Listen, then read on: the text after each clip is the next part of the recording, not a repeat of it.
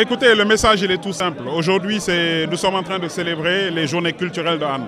Alors, journée culturelle dans sa diversité. D'abord dans la culture d'ici, mais dans une diversité avec nos amis d'un peu partout dans le monde. Vous avez à mes côtés l'adjoint au maire de la ville de Porto Novo. Vous avez ici donc l'une des coordonnatrices qui vient de Lyon, donc du Grand Lyon. Vous avez les frères Guissé. Vous avez effectivement les comités de jumelage, nos amis qui viennent de Fos-sur-Mer. Alors, on parle de culturel parce que tout simplement, nous voulons faire de la sensibilisation, vous l'avez bien indiqué. Nous sommes sur la baie de Hann. Aujourd'hui, le sport ou la culture est en train de jouer un rôle extrêmement important.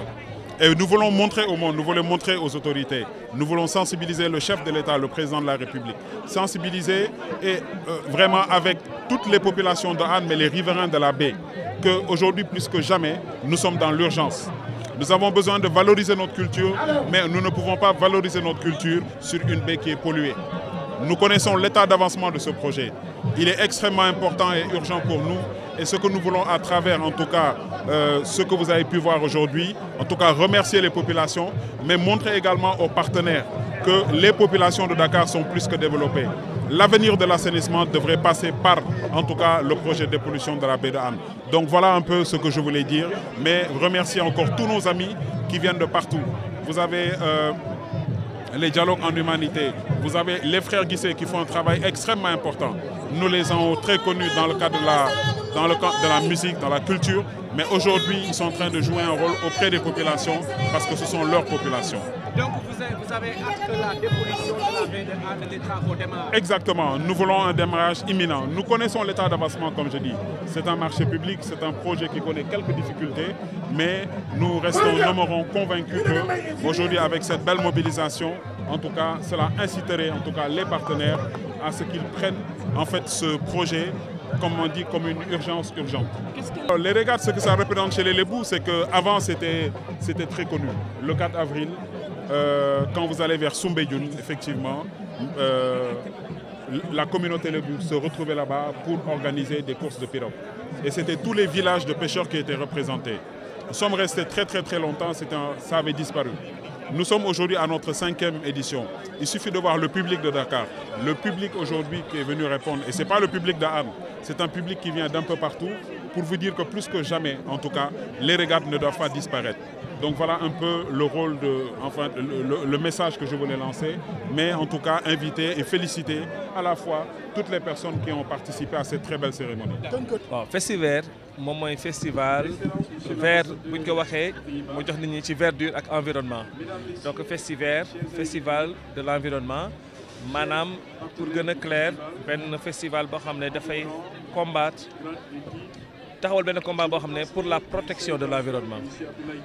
Environnement bi gis nañ ni mu mel environnement bi gis nañ ni mu dégradé gis nañ géej gi ni ñu mel gis nañ àll bi gis nañ taw yi daan tawatul ni mu daan seddatu ko période bi muy tàngatu ko loolu yëpp ay gaañ-gaañ la yu am ci environnement bi te buñ ci jógul xeex pour ñu delloo ko ni mu meloon ëllëg dina gën a ñaaw donc loolu moo tax tey ñu taxawal festival bi di ci waxtaan di ci sensibiliser ay nit pour ñu xam ne lu ñu war a sàmm la.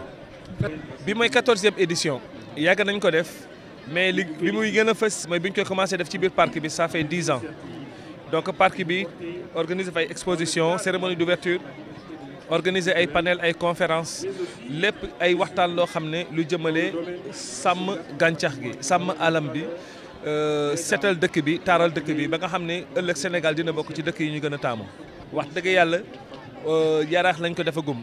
mais bi ñuy organiser premier concert yi def nañ ko biir Yaraax def nañ ko centre culturel français def nañ ko un peu partout ba ci fin bi lañ ko indi ci biir parc bi mais pour le moment combat bi Sénégal bi yëpp la concerné parce que protéger environnement wu Hann wala Dakar Sénégal bi yëpp la concerné mais pour le moment Yaraax lañ koy defagum même bu ñu amee ay partenaires à l'étranger pour le moment ça se passe à Yaraax.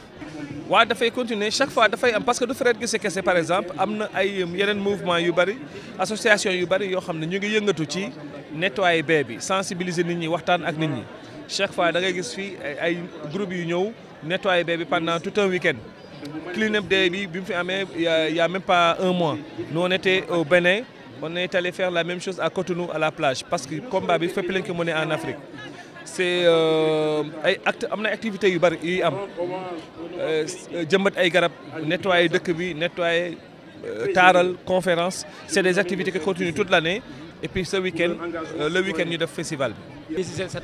waaw geste environnemental bi mooy ni ñuy waxee seetal nañu seetal sunuy kër seetal sunuy mbedd seetal dëkk bi suba Sénégal dina doon seetu boo xam ne adduna bi yëpp nañ fi ñëw donc loolu la te seetal bi ci fànn yëpp la bañ a tilimal jëmbat garab sàmm gàncax bañ a tuur ay ndox yu salte di wut fu ñu ko tuuree gouvernement bi aussi ñi ngi waxtaan ak ñoom di leen ñaax pour ñu wutal nit ñi fu ñu tub seen mbalit donc ay combat la ñuy mën yoo xam ne c'est général quoi.